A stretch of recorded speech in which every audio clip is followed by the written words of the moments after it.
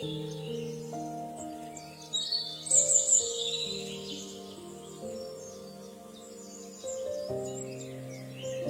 Morning সবাইকে and welcome back to my channel. আশা করি তোমরা সবাই খুব ভালো আছো, আমিও ভালো আছি। তো চলো তোমাদের সবাইকে সাথে নিয়ে আবার একটি নতুন ভিডিও শুরু করা যাক।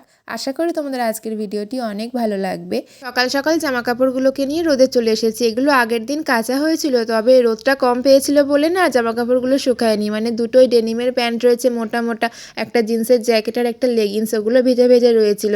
তো তাড়াতাড়ি সকালে রোদে দিয়ে দিলাম, তা না হলে একটু পরেই আবার রোদটা চলে যাবে। আর এই যে আজকে দেখছি অনেক বড় বড় জবা ফুল ফুটেছে, এগুলো পঞ্চজবা। যখন ফোটে অনেক ফোটে, যখন ফোটে না একটারও দেখা পাওয়া যায় না। আর এমনিতেও এখন গাছে কলার খোসা দিয়ে যে জলটা বানিয়ে রাখি সেটা দিই বলে অনেক সুন্দর বড় বড় ফুল ফোটে। ছোট ছোট ট্যাংরা মাছ তো খেয়েছি, তবে এত বড় ট্যাংরা মাছ আমি কোনোদিনও খাইনি। আর এটা দেখতেও খুব সুন্দর লাগছিল, মনে হচ্ছিল অনেকটাই টাটকা। আর কিছুদিন ধরে এই ঝুড়িতে সবজির খোলা জমতেই রয়েছিল, কিন্তু আমি সেইগুলোকে নিয়ে যে ফেলে দেব সেটার টাইম কিছুতেই হচ্ছিল না। তবে আজকে যখন মনে হলো ঝুড়িটা লাগবেই, তো তখন নোংরাগুলোকে ফেলে দেওয়ার কথা মনে পড়লো। আর এই যে দেখো কি বলে এটাকে, কদম ফুল। এটা শুধু দরজাটা খুললেই পড়ে যাবে আর গ্রিলটা আটকালেই খুলে পড়ে যাবে। কালকে দুপুর থেকে ভাবা হচ্ছে নোংরাটা ফেলবো, দুপুরেও হলো না, মানে মনে ছিল না। রাত্রে মনে পড়লেও তখন বেজে গেছিলো 11:30। এদিকে অন্ধকারের মধ্যে আর ওই জন্য আসা হয়নি। অনেক বেশি শীতে কিছু কিছু খাবার খেতে খুব ভালো লাগে, তবে এখন যখন শীতকালটা অনেকটাই চলে যেতে শুরু করেছে, এখন মনে পড়েছে আমরা তো একবারও শিম বাটা খাইনি। তো কিছু পাকা পাকা শিম, মানে দানাগুলো অনেকটা পেকে পেকে গেছে, তো ওইগুলোই আজকে মা একটু সেদ্ধ করলো, আর কলার খোসা রয়েছে ওতে। প্রতিদিন প্রসাদ তোলার পরে যে বাতাসাগুলো থাকে ওগুলো আজকে শেষ করলাম, প্রায় অনেকটাই জমে গিয়েছিল। তাই আজকে দুধ মুড়ি দিয়ে খেয়ে নিলাম, বোন চিনি দিয়ে খেয়েছে। আর এখন এই মা ভাজছে শিম আর কাঁচকলার খোসা, এতে দিয়েছে কাঁচা লঙ্কা, একটু পেঁয়াজ রসুন আর কালো জিরে, আর একটা শুকনো লঙ্কাও দিয়েছে। আর এখন এই মা মাছে নুন হলুদটা মাখিয়ে নিচ্ছে। এত সুন্দর গন্ধ বেরোচ্ছিল না, মানে দেখেই মনে হচ্ছিল মাছটা মনে হয় অনেক বেশি টেস্টি হবে।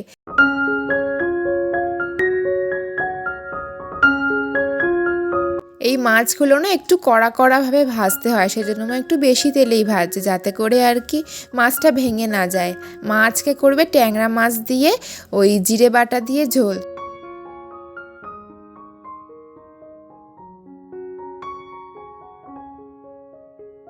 মিক্সি না থাকলে খুব একটা বেশি ভালোভাবে মিহি হয়ে মনে হয় শিলনোড়াতে পেষা যায় না। তবে আমি অনেকক্ষণ ধরে বাটিনি, অনেকক্ষণ ধরে বাটলে না হতো। তবে কোনো রকমে বেটে দিয়েছি মাকে, মা বললো বেশি বাটতে হবে না।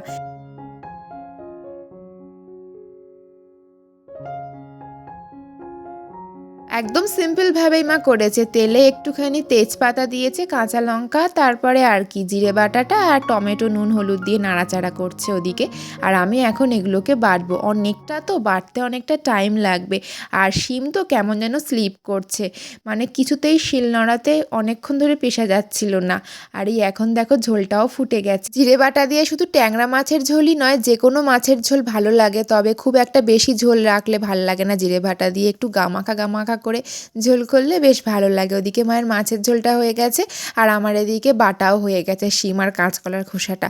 মা বলেছিল বাটার পরে খুব ভালোভাবে একসাথে মিশিয়ে নিতে, তো সেটাই করেছি। আর বলে কথায় যে যে শিলটা পাতে তাকেই নাকি শিলটা ধুয়ে তুলতে হয়। কেন আমি ঠিক গল্পটা জানি না, মার থেকে শোনা হয়নি, তবে এটাই করতে হয়। তবে একদিন মার থেকে শুনবো যে এটা কেন, এমনটা কেন হয়। আমি পেতেছি বলে আমিই তুলবো, কেন মা যদি তোলে কি হয়, এটাই ভাবছিলাম আর কি। তারপরে আমি এখন এই মাকে একটু খেতে দিয়ে দিলাম, আর এই জলে একটু ডেটল আর সার্ফ দিয়ে সিম্পল একটুখানি এখন ফ্রিজটা মুছবো। অনেক দিন ধরে দেখছি ফ্রিজটা নোংরা, কিছুতেই পরিষ্কার করা হচ্ছে না, মানে ফ্রিজের ওপরটা এরকম নোংরা দেখতে একদম ভালো লাগে না। তো সেই জন্য এখন ফ্রিজটা মুছে পরিষ্কার করে নিলাম আজকে যখন টাইম পেয়েছি।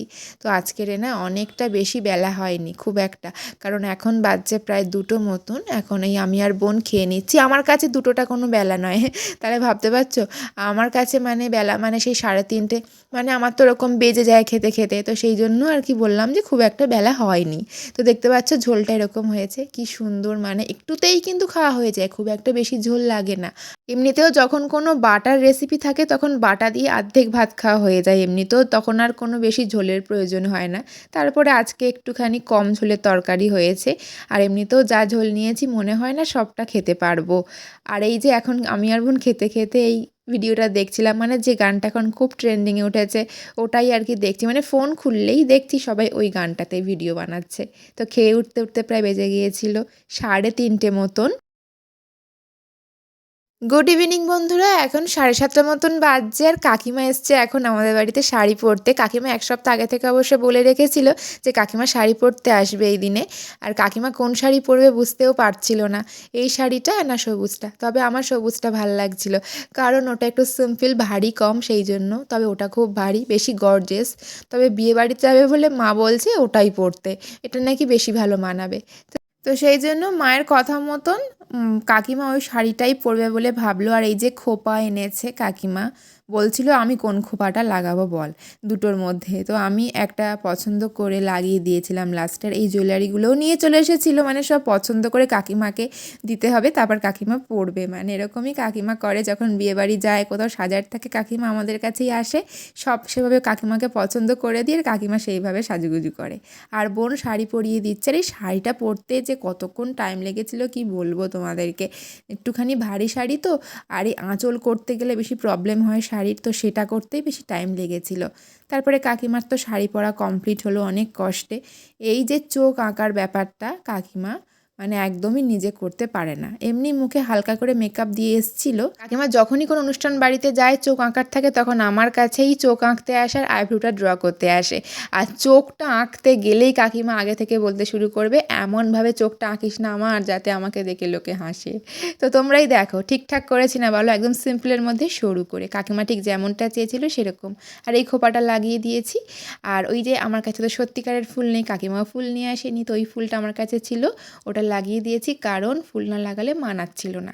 তাহলে তোমরা চটপট কমেন্টে জানাও যে আমাদের কাকিমাকে কেমন লাগছে। এমনিতে কাকিমা যা পড়ে সেটাতেই ভালো লাগে। তো চলো আজকের মতো এইটুকুই, দেখা হচ্ছে তোমাদের সঙ্গে আবার একটি নতুন কোনো ভিডিওর সাথে।